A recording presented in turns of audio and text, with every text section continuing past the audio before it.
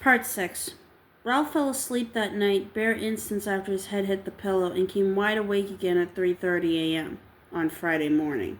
He knew immediately there was no question of going back to sleep. He might as well proceed directly to the wing chair in the living room.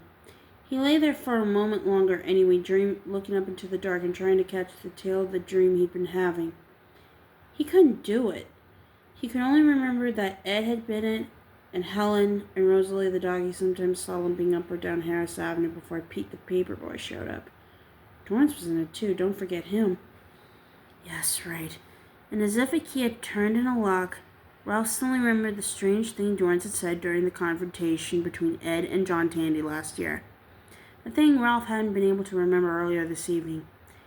Ralph, had been holding Ed back, trying to keep him pinned against the bent hood of his car long enough for a reason to reassert itself, and Dorrance had said, I wouldn't, that Ralph ought to stop touching him. He said he couldn't see my hands anymore. Ralph muttered, swinging his feet out of bed. That was it. He sat where he was for a little while, head down, hair frizzed wildly and back, fingers laced loosely together between his thighs. At last he stepped into his slippers and shuffled into the living room. It was time to start waiting for the sun to come up.